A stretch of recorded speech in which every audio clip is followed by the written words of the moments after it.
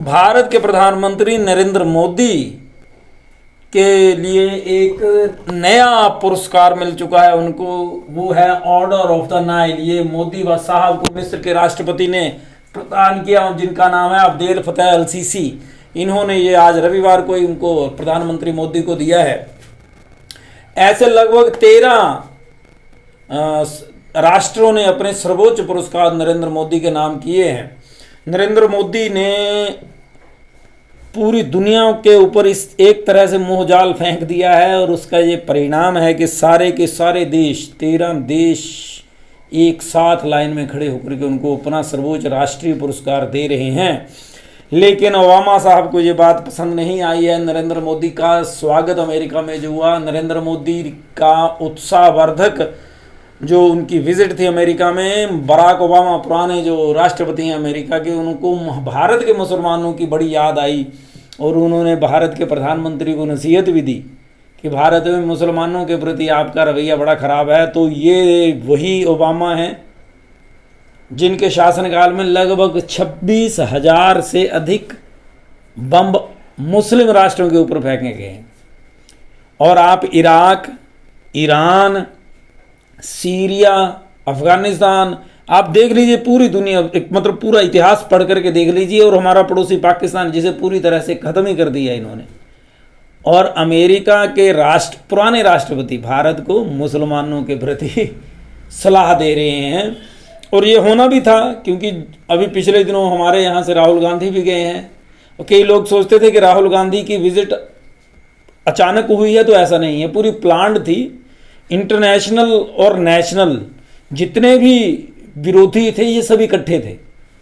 तो क्योंकि प्रधानमंत्री की इस बार अभी इनकी यात्रा थी, इससे पहले राहुल गांधी को भेज करके किसी तरह उन्होंने देश के प्रति, भारत के जो नेता हैं उनके प्रति, वहाँ अमेरिका के लोगों और वहाँ की जो गणमान्य लोग हैं उनके मन में प्रश्न उठवाए।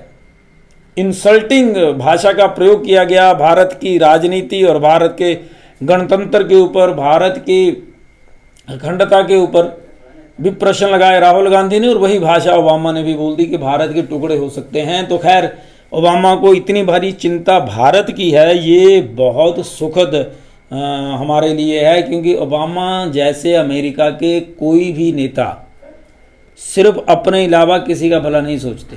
और अगर उन्होंने भारत के बारे में सोचा है तो ये हमारे लिए सुखद है।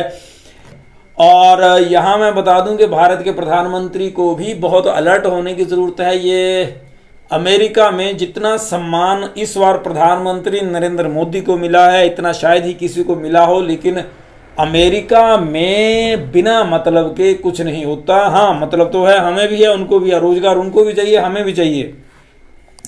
इनकम उनकी भी कम है, हमारी भी कम है, बढ़ नहीं रही है वहाँ के स्टैंडर्ड्स के हिसाब से।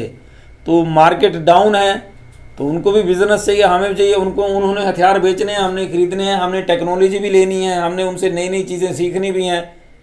और हमने अपना भी जो व्यापार है, हमारा जो बिजनेस है, उसका भी वहाँ प्रचार और प्रसार करना है। नरेंद्र मोदी द्वारा वहाँ पे जो योग कैंप लगा दिया गया, हमारा जो योग दिवस था, अंतर्राष्ट्रीय योग दिवस, वो नरेंद्र मोदी ने वहाँ अमेरिका में मनाया। उसका बड़ा भारी प्रभाव पड़ेगा भारत में।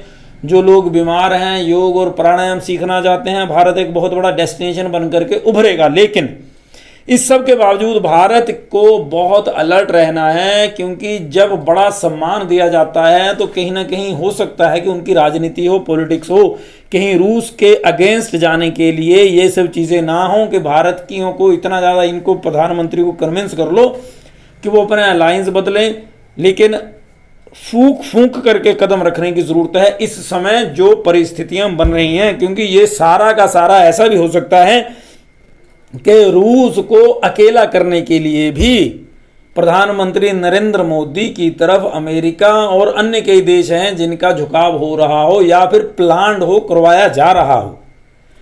हमारी खैर जितनी मेरी समझ है, बाकी तो इतना बड़ा देश है और इतने बड़े देश के नेता हैं, बहुत बड़े ब्यूरो चीफ्स हैं, हर डिपार्टमेंट के हेड हैं, उनको सबको पता होगा, इनके सलाहकार भी। लेकिन अपनी तरफ से जो मेरी शंकाएं हैं, जो मेरे मन में बात है, वो मैंने कह दी। एक और बात बतानी थी कि ये जो रहा है नरेंद्र मोदी साहब को याद रखना होगा कि ये धोखेबाजी रहा है अमेरिका की। अमेरिका का इतिहास हमेशा धोखे का रहा है। इसने अमेरिका ने सबको धोखा दिया है, लेकिन इनके बिना बात भी नहीं बनती।